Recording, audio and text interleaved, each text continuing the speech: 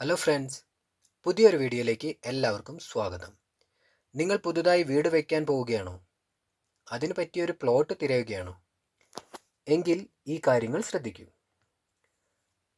ആദ്യമായി പ്ലോട്ടിൻ്റെ ഡോക്യുമെൻറ്റ്സ് ആയ ആധാരം, അടിയാധാരം, നികുതി ഷീറ്റ്, സർവേ പ്ലാൻ, ബാധ്യത സർട്ടിഫിക്കറ്റ്, പട്ടയമുള്ള ഭൂമിയാണെങ്കിൽ പട്ടയം, 30 വർഷത്തേക്ക് ഉള്ള കുടിക്കടം, അനന്തരാവകാശ സർട്ടിഫിക്കറ്റ് എന്നിവ ചെക്ക് ചെയ്ത് ശരിയാണെന്ന് ഉറപ്പുവരുത്തുക. അടുത്തതായി പ്ലോട്ടിലേക്കുള്ള വഴി മെയിൻ റോഡിൽ നിന്നോ സൈഡ് റോഡിൽ നിന്നോ ഉള്ളിലേക്കുള്ള പ്ലോട്ടാണെങ്കിൽ റോഡിൽ നിന്ന് പ്ലോട്ടിലേക്ക് കുറഞ്ഞത് 8 അടിയെങ്കിലും വീതിയുള്ള വഴിയുണ്ടായിരിക്കണം. ഇത് നമുക്ക് വീട് വയ്ക്കാനുള്ള അവശ്യ സാധനങ്ങൾ ട്രാൻസ്പോർട്ടേഷൻ ഉപകരിക്കും. അങ്ങനെ ഇല്ലാത്ത ഒരു പ്ലോട്ടാണെങ്കിൽ കടത്തുകൂലിക്ക് കൂടി ഒരു എക്സ്ട്രാ ബഡ്ജറ്റ് നമ്മൾ കാണേണ്ടി വരും. അടുത്തതായി നോക്കേണ്ടത് പ്ലോട്ടിലെ വെള്ളത്തിൻ്റെ സോഴ്സാണ്. പ്ലോട്ടിൽ ആൾറെഡി കിണറുണ്ട്, അതിൽ ആവശ്യത്തിന് വെള്ളം ലഭിക്കുന്നുണ്ട് എങ്കിൽ ഓക്കെ, അല്ലെങ്കിൽ ഒരു കിണർ കുഴിക്കാനുള്ള ബഡ്ജറ്റ് കൂടി നമുക്ക് കാണേണ്ടി വരും. അത് ഏകദേശം 1 ലക്ഷം മുതൽ 2 ലക്ഷം വരെ ആവാം.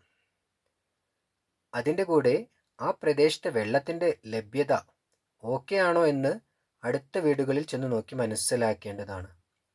അധികം ആഴമുള്ള കിണറാണെങ്കിൽ വേനൽക്കാലത്ത് വെള്ളത്തിന് ക്ഷാമമൊന്നും ഇല്ലല്ലോ എന്ന് കൂടി അന്വേഷിച്ചറിയണം.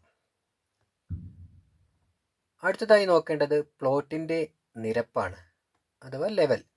അധികം ഉയർന്നതോ അല്ലെങ്കിൽ നല്ല താഴ്ചയോ ഉള്ള സ്ഥലമാണെങ്കിൽ അത് നിരപ്പാക്കിയെടുക്കാൻ നമുക്ക് കുറേ ബഡ്ജറ്റ് ചിലവാകും. ആഴമുള്ള സ്ഥലമാണെങ്കിൽ കോളം ഫൂട്ടിംഗ് കൂടി ചെയ്യേണ്ടി വരും, അതും ഒരു എക്സ്ട്രാ ചിലവാണ്. അപ്പോൾ സ്ഥലത്തിൻ്റെ നിരപ്പ് കൂടി ശ്രദ്ധിക്കേണ്ടതാണ്. പിന്നെ ശ്രദ്ധിക്കേണ്ട ഒരു കാര്യമാണ് മഴക്കാലത്ത് വെള്ളം ഒഴിഞ്ഞു പോവാത്തതോ കയറുന്നതോ ആയ സ്ഥലമാണോ എന്നുള്ളതാണ്. ഇതിൻ്റെ കൂടെ പ്ലോട്ട് പറ്റുമെങ്കിൽ പ്ലോട്ടിലേക്കുള്ള ഇലക്ട്രിസിറ്റി കണക്ടിവിറ്റി എവിടെ നിന്ന് ലഭിക്കും എന്നുകൂടി നോക്കി മനസ്സിലാക്കേണ്ടതുണ്ട്.